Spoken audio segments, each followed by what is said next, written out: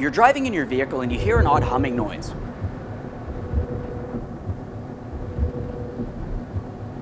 It's not just annoying, it could also be an indicator of a safety issue. It's more than likely a wheel bearing and it needs to be diagnosed. Some things that you want to pay attention to would be a humming noise. Other than that, you might have an ABS wheel speed sensor light that pops up on the dash.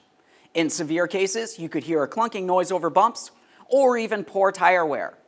If you were to safely raise and support, you're going to want to feel for movement. Now, when it comes to diagnosing a wheel bearing issue, one of the first things I always do, especially if it's not my vehicle, is take it for a road test. If it's mine, I'm driving it anyways. Now, what I'm doing on this road test is altering my speed from slow to a little faster. I'm seeing if the humming noise changes. Aside from that, I also want to attempt to turn my wheel in one direction or the other. The reason why I'm altering my speed is to confirm that the humming noise changes pitch the faster or slower I go.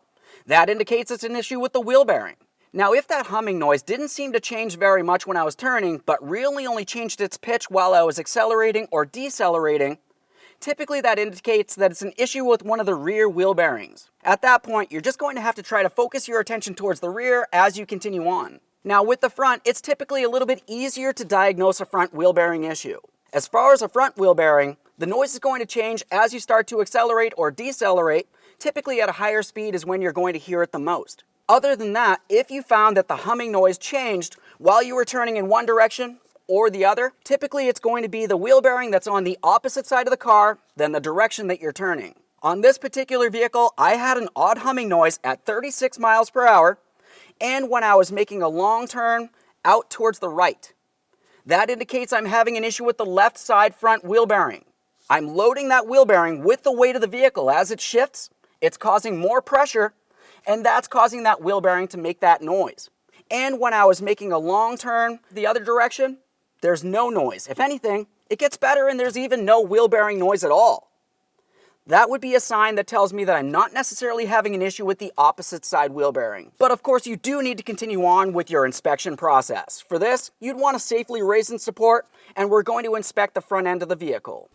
Now, as far as diagnosing a wheel bearing, you're going to want to make sure that you can safely raise and support, so be in a safe area to do so. Once you have the wheel up off the ground, we're going to take hold of it, shake it side to side, up and down, and along each diagonal corner. We're feeling for any movement.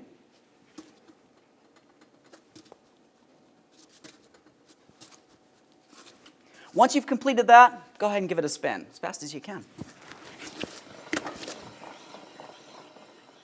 Now I'm listening for that humming noise. Of course, on this particular vehicle, I can hear the transmission making a little bit of noise here, but I don't necessarily hear any wheel bearing.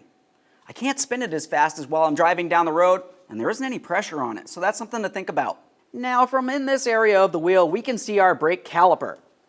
This is a good area to pay attention for diagnosis of a wheel bearing. If you can wiggle the wheel around, you can see the wheel itself moving, but the caliper bracket does not. That's due to the fact that the caliper bracket is attached to the steering knuckle. It can't move. The wheel itself is attached to the wheel bearing, and the wheel bearing is the issue. So this is what it looks like without any wheel bearing movement.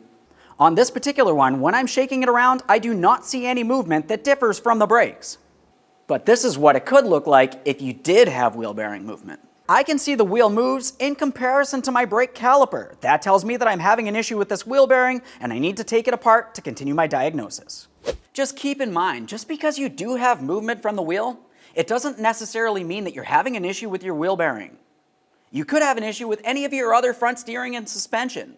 Tie rod ends, ball joints, you definitely want to do a full front end check on both sides of the vehicle. That's what we'll do next. Now, whether you found that you're either just having an issue with the wheel bearing or possible other front end issues as well, order your parts from oneauto.com, possibly even as a kit, and we'll ship it right out to you.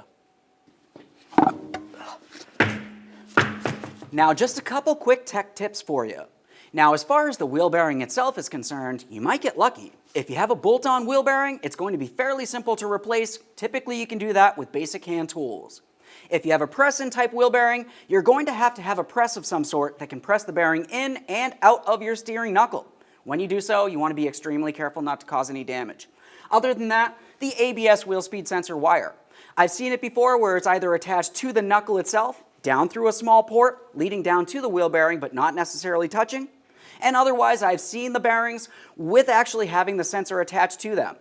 Pay attention to where that sensor is located. Make sure it's not damaged in any way.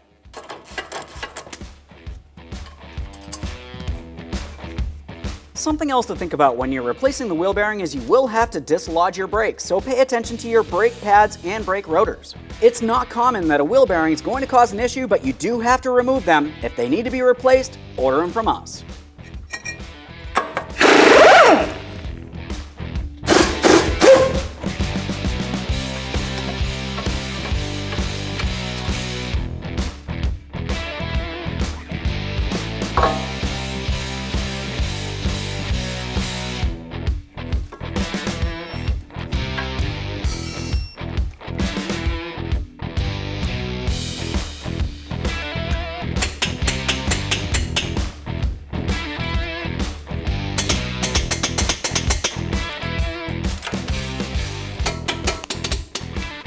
Once you have everything back together, you're going to want to make sure you pump up the brake pedal till it's nice and firm. After that, go ahead and take your vehicle for a road test down to your local alignment shop.